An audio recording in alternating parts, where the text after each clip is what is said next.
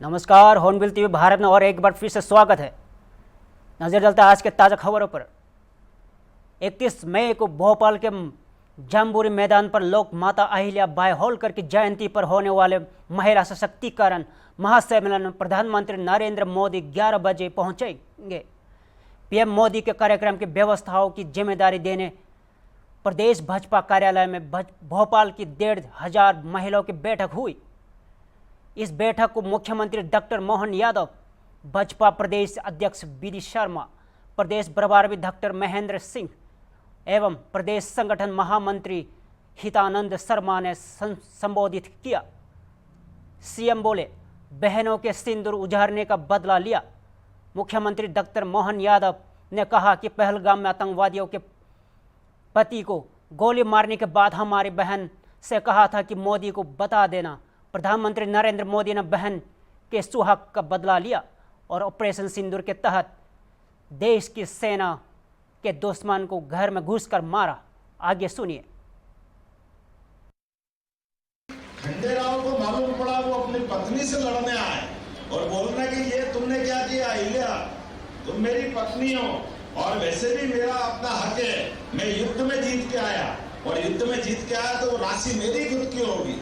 अहिल्या महारानी ने कहा, महाराज मैं अगर शासिका हूँ, हमारी सेना ने युद्ध जीता था, आप उसका भले ही नेतृत्व कर रहे हैं, आपकी महीने की पगार आपको मिलती है, लेकिन वो जीता हुआ खजाना सरकार का है, इसलिए सरकार में रहेगा।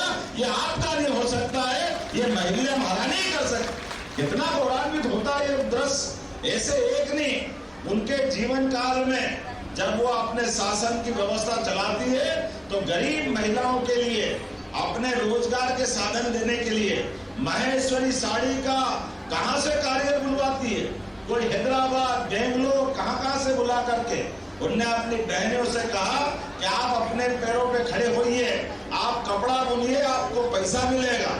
उस काल में 300 साल पहले, लेकिन उनने अपने बुनकर के रूप में बहनों को सशक्तिकरण की दिशा में, उनकी जिंदगी में उनके हाथ में कमैया है, ये काम करना सिखाया अहिल्या माता ने।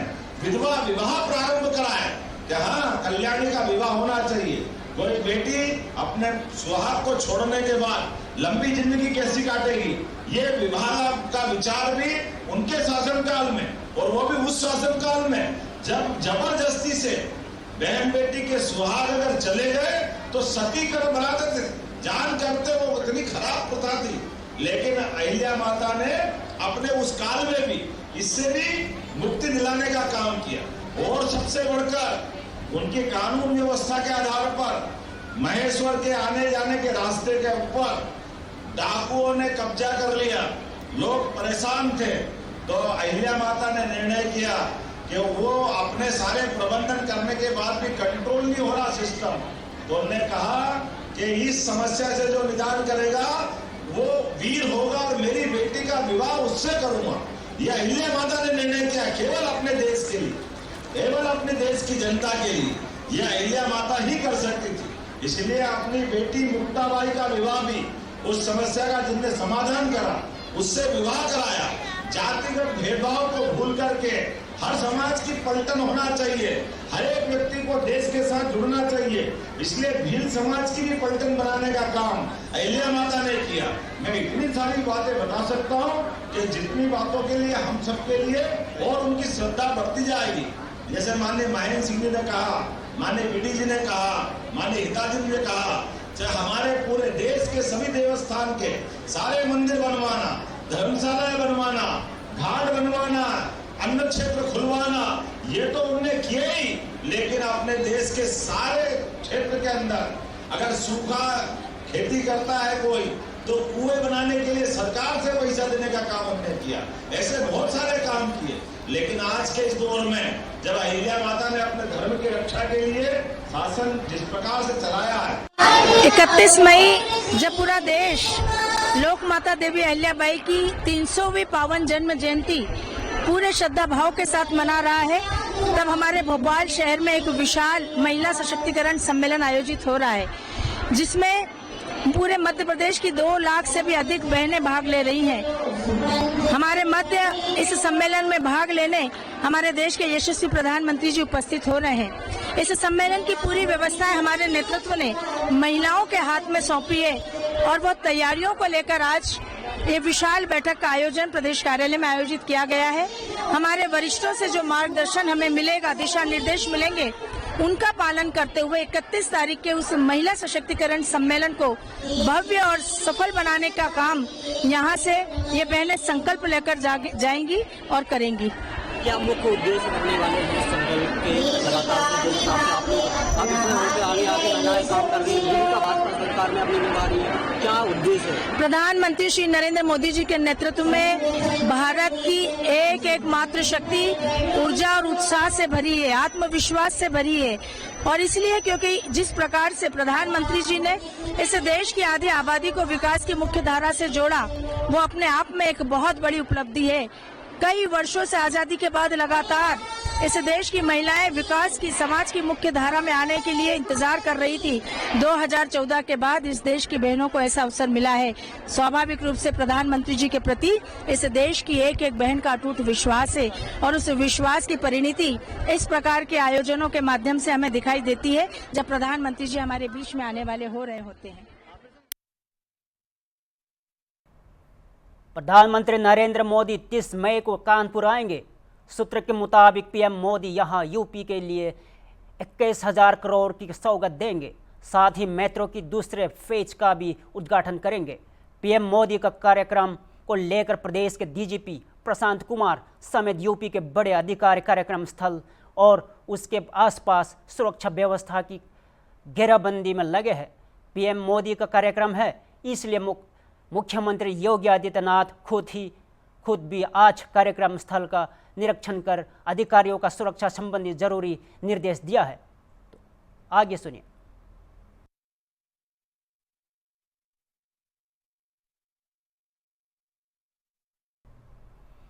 मुख्यमंत्री भजनलाल शर्मा से मंगलवार को देर शाम मुख्यमंत्री निवास पर केंद्रीय कृषि मंत्री शिवराज सिंह चौहान ने मुलाकात की।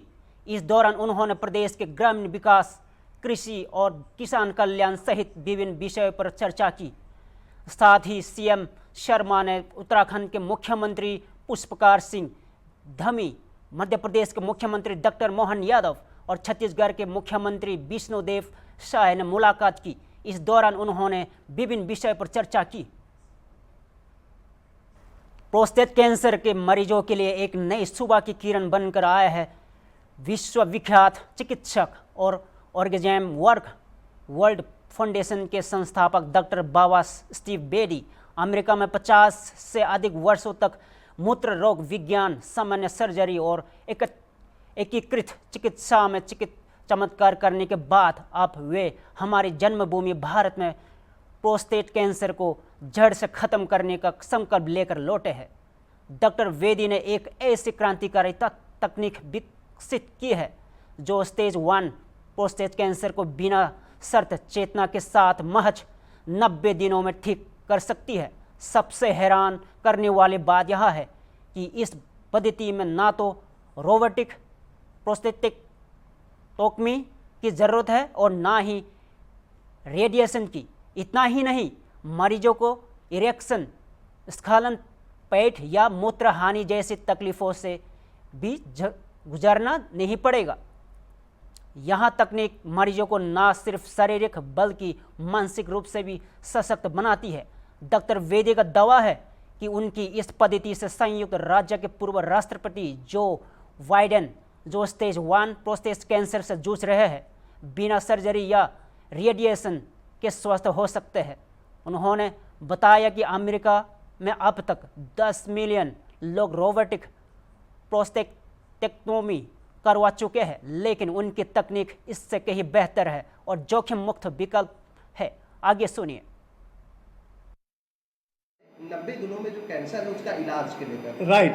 हाँ, तो कैसे आपने इतना जो मतलब मरीजों का आपने उपचार किया, किस तरीके का अनुभव है और इंडिया में किस तरीके से 90 दिनों में जैसे आप कह रहे हैं वो किस तरीके से आप करेंगे? अब क्या इंडिया में ये है कि सब जो है, सब लोग जो हैं दे कंडीशन जो चुके हैं, they are condition, so they are automatically go to a doctor. वो डॉक्टर के पास जाते हैं, doctor is also condition, and the patient is condition, तो वो कहता है कि I have a problem in passing urine, he may end up test करता है तो call the prostate specific antigen, जब टेस्ट करता है तो उसका टेस्ट थोड़ा हाई होता है, जब हाई होता है तो उसको क्या कहता है कि हमने बायोप्सी करनी है आपकी, अब बायोप्सी करता है तो उसको कहता है कि यू हैव एबनॉर्मल सेल, आपके पास एबनॉर्मल सेल है, एबनॉर्मल सेल हुए तो उसको कहता है कि स्टेज 1 प्रोस्टेट कैंसर, तो stage 1 prostate cancer, so they are doing a robotic prostatectomy and that's what they are doing it now, robotic prostatectomy. When they do a robotic prostatectomy the patient has no more erection, no more ejaculation, no more penetration, and on the same time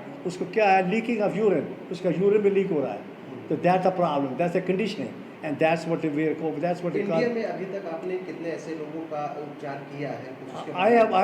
I have just started in India, but I have done in United States, हमने 150 आदमियों को United States में किया है, that's why I'm here, but now we going to start here in the India कि जो भी लोग हैं कि they won't get what you call a robotic prostatectomy, they will get what called the abdominal pumping. Lucknow में जो cancer पीड़ित जो मरीज हैं उनके लिए आप क्या संदेश देना चाहेंगे? आपने यहाँ पर एक सबक किया. Everybody in the लखनऊ के क्या है कि जो जिसको भी प्रोस्टेट की प्रॉब्लम है वो हमारे पास आएगा, पहले हम उसका ब्लड टेस्ट करेंगे, ब्लड टेस्ट करके उसके बाद क्या करेंगे, उसको एग्जामिन करके उसको क्या करेंगे कि उसको सिखाएंगे कि how to live in the present, abdominal pumping and inner locking.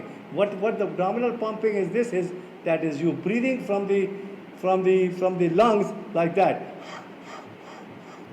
This is called abdominal pumping. Inner locking, you lock the anal muscle, what you call in the bottom, you lock the anal muscle, and that will control the sphincter that will control your prostate gland.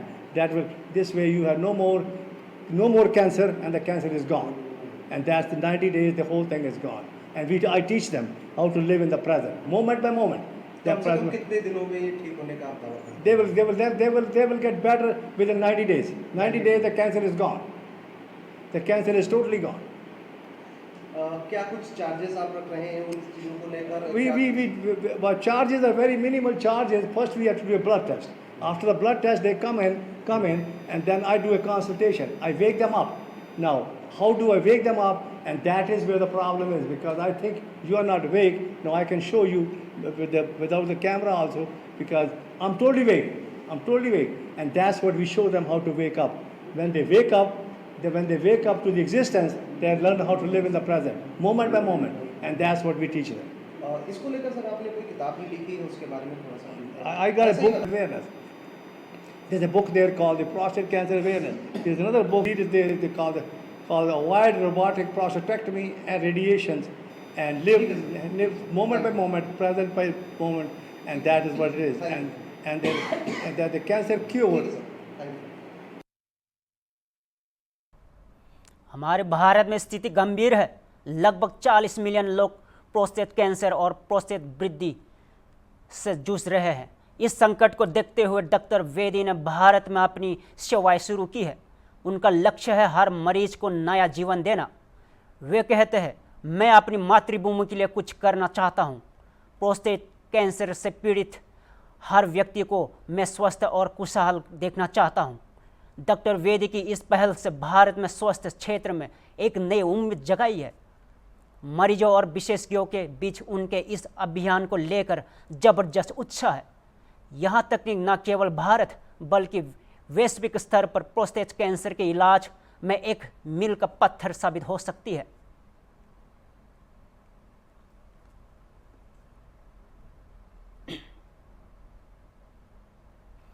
केंद्र मंत्रिमंडल द्वारा लिए गए एक बड़े फैसले में खराब विपणन सीजन 2025 से 2028 के लिए न्यूनतम समर्थन मूल्य MSP को मंजूरी दे दी गई है. बुधवार को केंद्रीय मंत्री अश्विनी वैष्णव ने इसकी घोषणा की. उन्होंने कहा कि पिछले 10 से 11 वर्षों में MSP में भारी वृद्धि की गई है. इसी क्रम में खराब विपणन सीजन 2025 से 2028 के लिए MSP को मंजूरी दी गई है. कुल राशि लगभग 2,07,000 करोड़ रुपए होने का अनुमान है. प्रत्येक फसल के लिए लगभग लागत 50% का भी ध्यान रखा गया है. आइए सुनते हैं.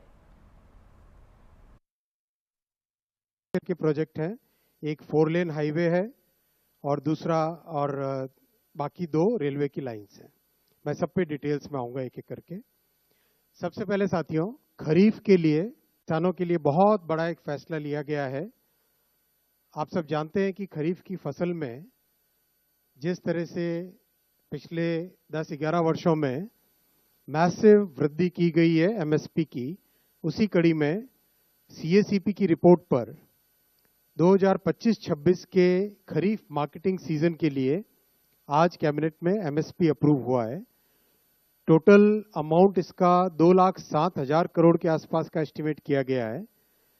और जैसा कि प्रधानमंत्री श्री नरेंद्र मोदी जी ने प्रतिबद्धता दिखाई है किसानों को उनकी कॉस्ट के ऊपर 50% मिनिमम मार्जिन मिले, कम से कम मार्जिन मिले, उसका ध्यान रखा गया है। तो जितने भी क्रॉप्स हैं, हर एक क्रॉप के लिए कॉस्ट से 50% अधिक, कॉस्ट प्लस 50%, इस चीज का ध्यान रखा गया है। सीएसीपी अपना एक बहुत ही कॉम्प्रिहेंसिव स्टडी करता है, जैसा कि आप सब जानते हैं।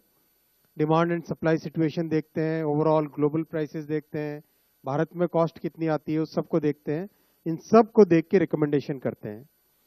ये इंडिविजुअल क्रॉप्स की एमएसपी है, 3 भाग में है। पहला भाग है सीरियल्स यानी फूड ग्रेन्स, उसमें पैडी, ज्वार, बाजरा, रागी और मेज, इन सब की एमएसपी आपके सामने है।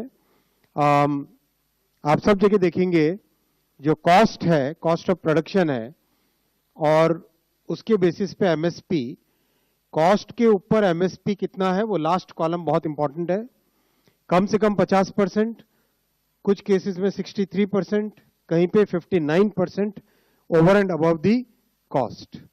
ये बहुत ही इंपॉर्टेंट पॉइंट है। और ऐसा कि ऐसा फिनोमिनन पल्सेस और फाइबर क्रॉप्स में भी है, जहां पर क्रॉप्स लिए गए तूर, मूंग, उड़द और कॉटन। इनमें भी कॉस्ट प्लस 50%, कम से कम 59% है, कहीं पे 53% है, मिनिमम 50% तो कॉस्ट से अधिक है ही है। तीसरा ग्रुप है क्रॉप्स का, यह है ऑयल सीड्स। ऑयल सीड्स में groundnut, sunflower seed, soybean yellow, sesame seed और नाइजर सीड, इन सब में भी कॉस्ट प्लस 50% का पूरा ध्यान रखा गया है। बहुत महत्वपूर्ण साथियों, क्योंकि किसानों को उनकी उपज का एक उचित मूल्य मिले, इसके लिए मोदी सरकार प्रतिबद्ध है और 10 वर्षों में इस प्रतिबद्धता को बहुत अच्छे तरीके से डेमोन्स्ट्रेट किया है। अगर हम तब इधर जम्मू कश्मीर के मुख्यमंत्री उमर अब्दुल्ला ने बुधवार को स्पष्ट किया कि सुरक्षा और कानून व्यवस्था ऊपर राज्यपाल की जिम्मेदारी है, निर्वाचित सरकार की नहीं। उन्होंने कहा कि सत्ता के 3 केंद्र हैं, जिन्हें यहां सुनिश्चित करने के लिए समन्वय करने की आवश्यकता है कि चीज़ें सुचारू रूप से चले। अब्दुल्ला ने कहा कि उन्होंने यहां बात कही कि केंद्र सरकार, निर्वाचित सरकार और राजभवन को यहां सुनिश्चित करने के लिए मिलकर काम करने की आवश्यकता है कि पहलगाम आतंकी हमले जैसी घटनाएं फिर से ना दोहराए। तो आगे सुनिए। No, it's not that. It's not that. The fact is that security and law and order is not the responsibility of the elected government. Whose responsibility is it? The Lieutenant Governor. Therefore, clearly, there are 3 sets of sort of power centers that need to coordinate to ensure that things go smoothly here. I can promote tourism. I can create the infrastructure for tourism. I can ensure that the tourists come and have a good visit. But the security of the tourists currently resides within the powers of the Lieutenant Governor. And that is the point I made. That the union government, the elected government, and the set of government that is represented by Raj Bhavan, we need to work together to ensure that what happened on the 22nd of April doesn't happen again. you would only require a thaw if there was a freezing of relations. When have you ever heard me alleging a freezing? I'm just stating that going ahead we need to work closely together. That's all. I'm not saying that in the past we haven't. I'm just saying that going ahead to come out of this crisis, perhaps we need to redouble our efforts. So has this incident kind of stalled the movement on statehood conversations? No, not at all. That you are having? Not at all. If you were to take out the speech, the formal speech that circulated in the Niti Aayog meeting, you will find a categorical mention for return of statehood in that which was given to the Honorable Prime Minister and all the members of the Governing Council of the Niti Aayog. So the conversation around statehood has not stalled. The only thing I was unwilling to do was to use the special session of the Assembly to talk about statehood. But that doesn't mean the conversation has stopped. The conversation is ongoing. Okay? Thank you very much. चलें। फिलहाल के लिए इतना ही। ताज़ा खबरों के लिए देखते रहिए हॉर्नबिल टीवी भारत।